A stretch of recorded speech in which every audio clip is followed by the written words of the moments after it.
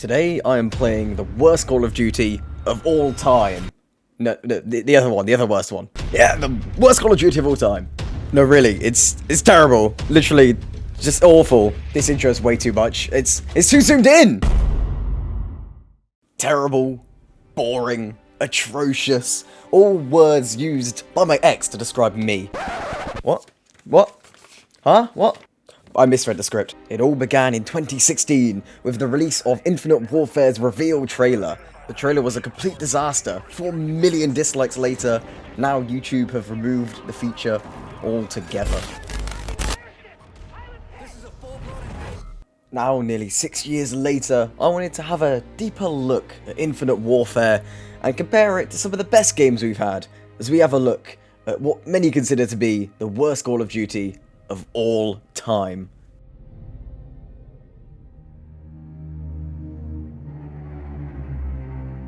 Alright, Infinite Warfare. I mean, I'm not really looking forward to this, to be honest with you, but I mean, start with the multiplayer, right? That makes sense. Oh, okay. I'll play local instead. Where is it? Okay, so it's hardly the finest of starts for Infinite Warfare, but there are other options on that menu. I mean, maybe zombies? Just anything, please? The game literally won't full screen all the way. I've been awake since 3 AM. Look at the time! Let me in, Call of Duty!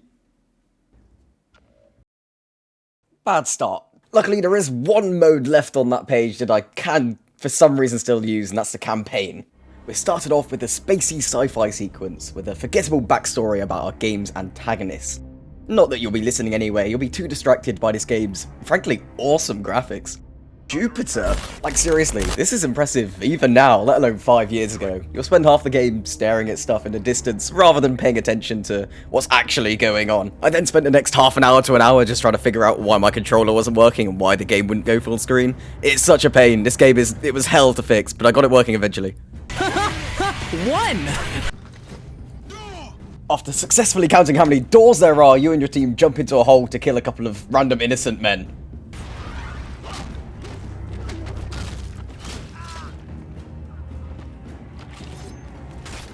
You eventually find the research base that's been taken over by the enemy, where your team instructs you to take out the guards. Okay.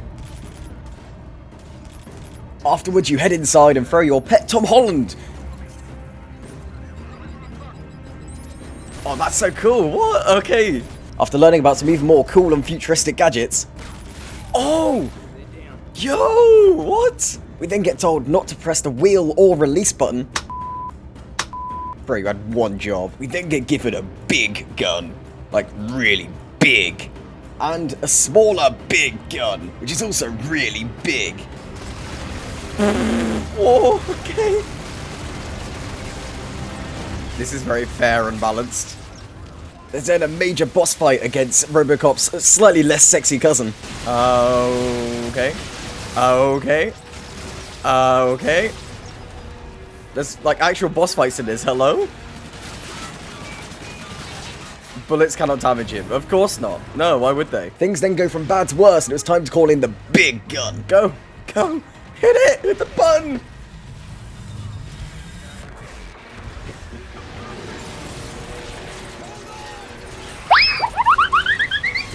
Ah! Ooh. Okay.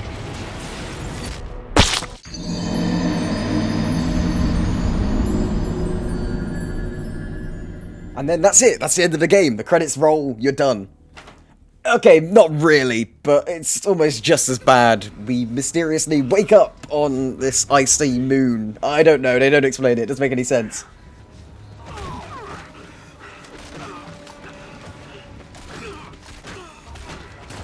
We then get two rather unlikely celebrity cameos. I don't know why they're here, but they are. It looks just like Nick Jonas. Wait. Is that Conor McGregor in the background? It is, it's Conor McGregor! Why is he here? What?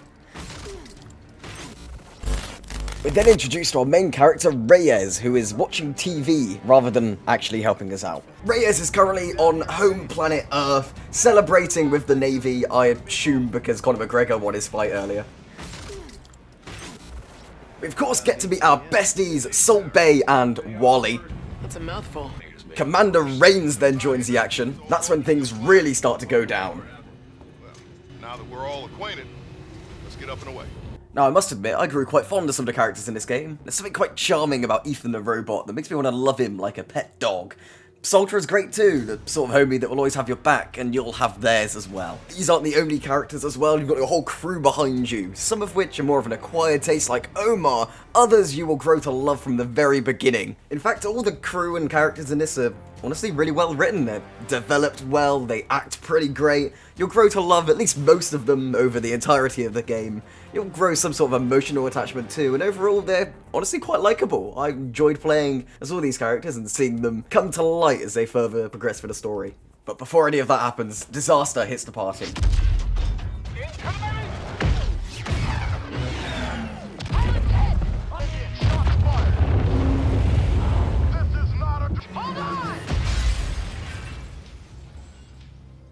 You and your crew survive somehow because f*** you, said the directors. I don't know, your guess is as good as mine. The attackers proceed to kill a bunch of civilians, so we fight back through the streets, and I end up needing a new pair of pants. Whoa. Whoa, oh, who are you? Call of Duty then decides it hates me again.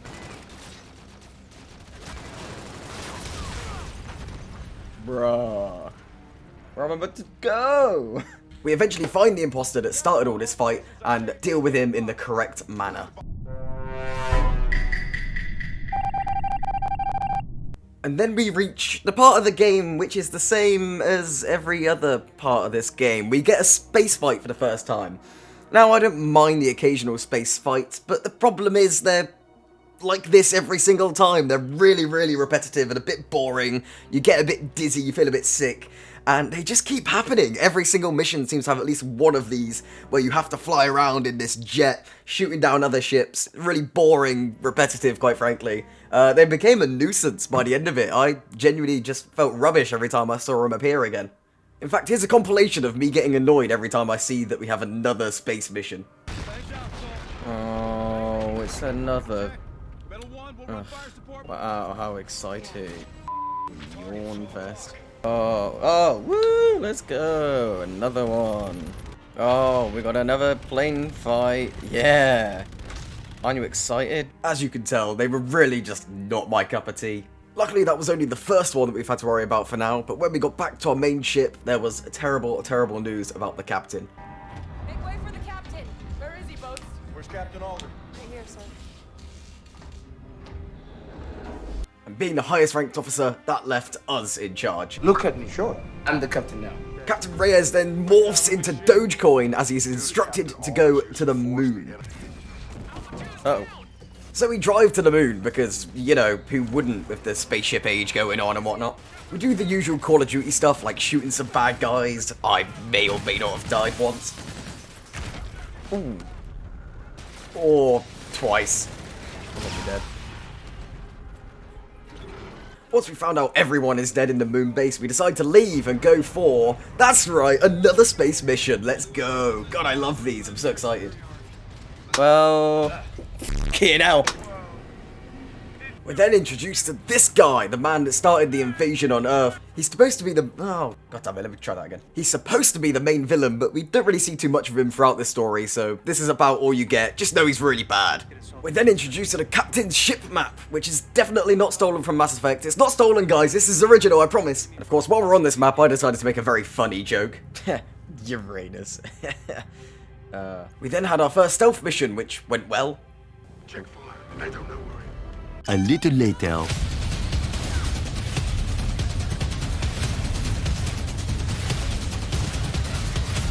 I'm not very good at stealth.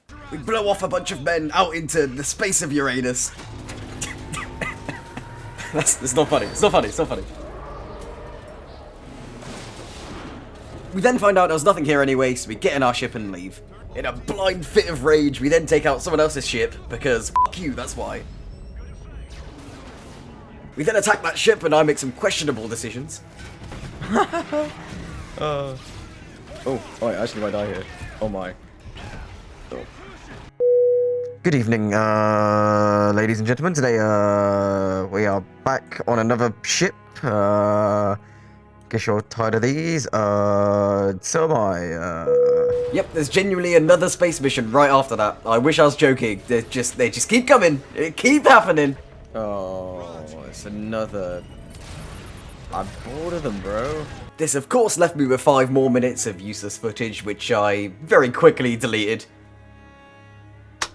We then head to Sassan's moon, Titan, where I almost forgive the developers for their crimes against gaming. This game is so cool, man.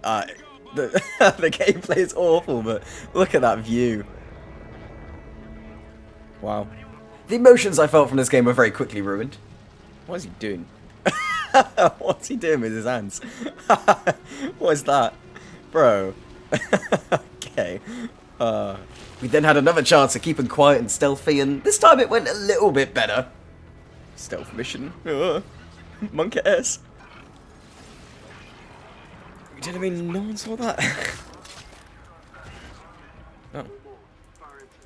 We successfully find a spot where we can bring in some reinforcements and clear out the area of any enemies.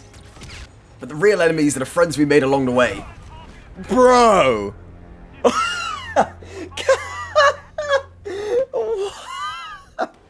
Yep, I really got run over by my own teammate. Why did you do that? Funny. At this point, I got a bit sick of playing this game and my opinion was getting skewed, so I thought I'd ask James C. Burns, the voice of Frank Woods in Black Ops, on his opinion on this game. Alright, how we doing? James C. Burns here, Sgt Frank Woods, Call of Duty, a few other things. The lovely and magnificent Kyle has asked my opinion on Infinite Warfare. I do not have one. I do not have enough information to have an intelligent assessment of anything these days, let alone that game. But I can say this. Like and subscribe to this guy's channel. He seems alright. Alright, Woods out. Thank you, James C. Burns, voice of Frank Woods. I can't believe he's in my video. Yes, make sure you like and subscribe as well, and let's get back into the game. Uh-oh.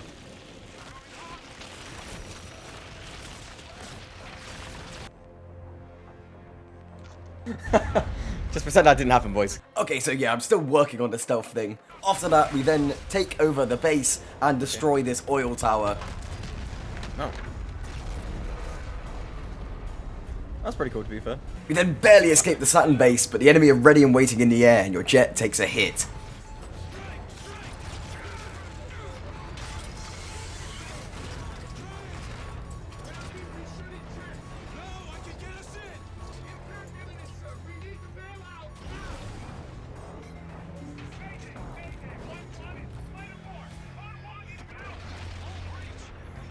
Everyone leaves you to die because you lost their streak on Snapchat, but Ethan comes to hug you goodbye because he still only uses MSN Messenger.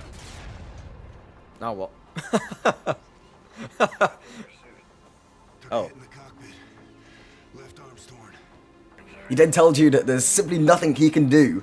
You lose all of your oxygen, and with that, it is the end of Captain Reyes.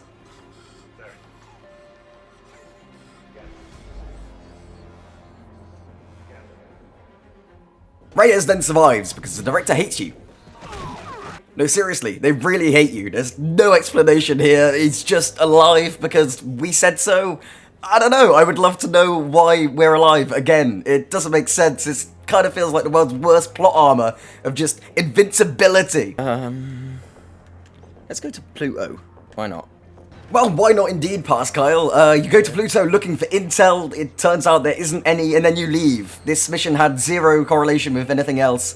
It was completely pointless. You waste about half an hour exploring, being stealthy in a disguise, and then you have to fight everyone and leave anyway, and you gain nothing from it, and it doesn't progress the storyline in any form. It's really weird. I don't know why we went here. In fact, it was so bad that I spent a good 5 minutes trying to get run over by this forklift, but he just wouldn't do it. I was really quite upset.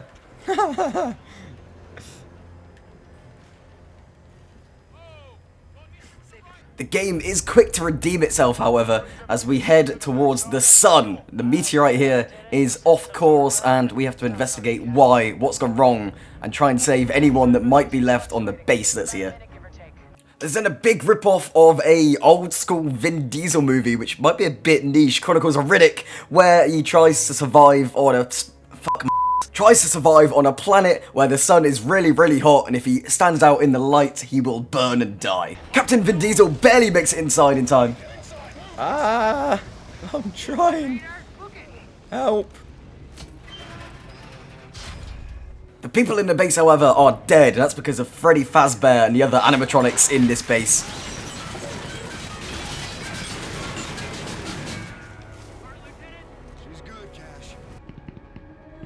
Freddy, you're supposed to be on lockdown. Vanessa, I'm in Infinite Warfare. After fighting off literally hordes of these robots. I'm running out of bullets. Oh, no. We make it inside and find the few survivors left on the asteroid. This seemed to be a perfect time for me to commit a war crime, which didn't go down too well with the game. There's then one final push against the biggest horde yet, as we try and evacuate everyone on the base.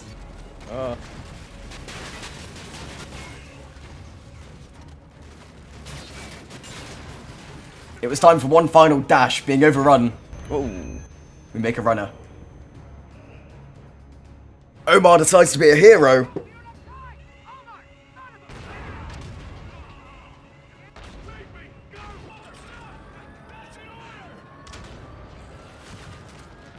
Omar sadly dies in the explosion as we leave him behind, his ghost haunting my controller. The controller won't stop vibrating. Listen to this. Bruh. And not even joking, this went on for about 5 minutes. This entire cutscene is just my controller vibrating. Put it on my desk so you can hear it. It might fall off. Wow, look at that! We then return to a war-torn Earth, where we have to chase down an escaped prisoner who happens to be the imposter from earlier. There he is. Oh. Oh. Oh, it's invincible. Okay. We eventually find him on the roof but get ambushed. Oh my god. He then proceeds to blow up some stuff. Oh. Turns out the thing he was blowing up was the anti-air guns, which allowed the enemy spacecraft in, and... Whoa.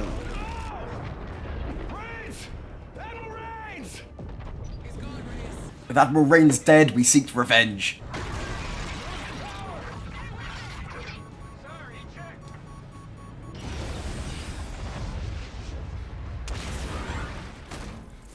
We had made it on board the commanding enemy ship, and it was time for the final act. One big last push to stop this war. We need to penetrate now. Nice. Thank you, Past Kyle, for that comedy gold. It was then time to take things more seriously and take out the enemy leader. I think he was called, like, Klitsch or Koch or something. I don't even remember his name. He's kind of, yeah. Koch, yeah. I don't know, it was strange. He was a big part of the story, and yet we barely saw him, so I almost felt no emotional anger when it came to taking out him and his guards. It's strange. Really strange choice. Hello. Yes.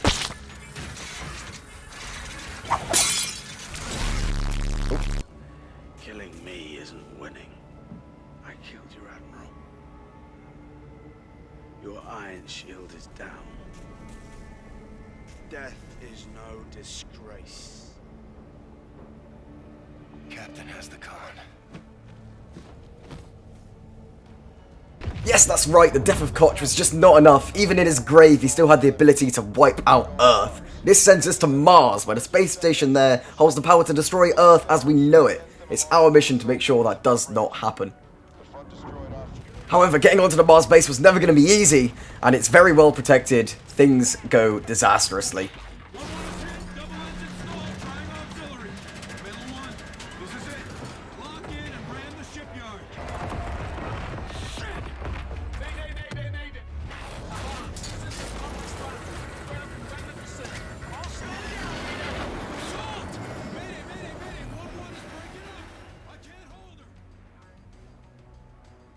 We then wake up on Mars, alone, limping, in pain, and our crew going down.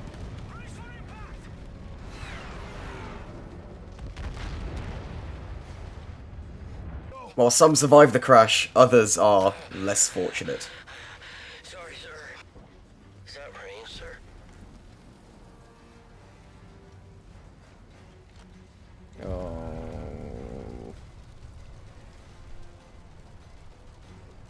We then conveniently find the rest of the crew, because of course they survived that huge crash. And with help from some heavy reinforcements, we fight. Taking on hundreds of men and robots, we make a huge final push towards the Mars elevator. Wait, the what? Did I read that right?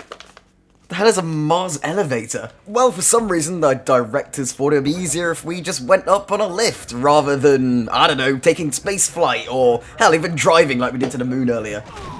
I then turned into a massive sweat when we arrived. So dumb.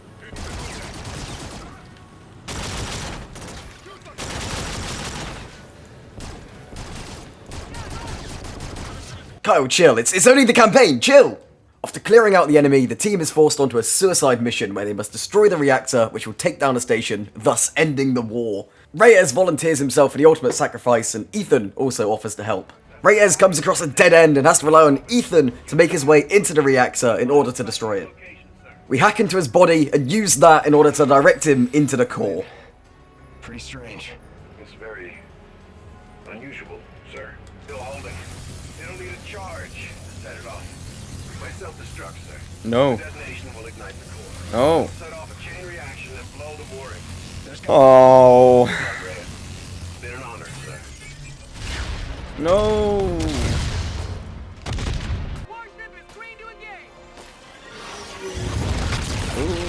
No.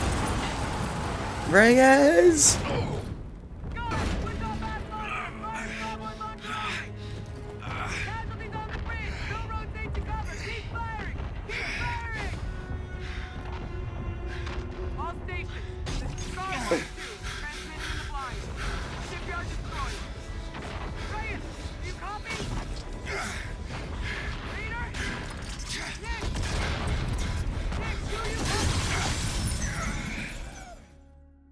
Reyes then survives because the director hates you.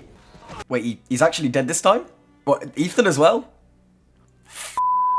And then that was the end of Infinite Warfare's campaign. A memorial is set in your name by Salter. Who else? And with that, the credits then roll. Hey, what up? It's me, the guy from the video you just watched. I'm the voice, I do the voice thing. Call of Duty Infinite Warfare. It was alright. The multiplayer, I wish I could have tried it. It's still got awful reviews to this day. Zombies was never great either, but I did have fun in the campaign, at least every now and again. I think looking back on it retrospectively, everything just felt very repetitive. I was always doing the same thing over and over again, with these space fights and whatnot. It lacked a bit of originality sometimes, and the directors just need to sort their life out. So weirdly, I'm actually agreeing with James C. Burns.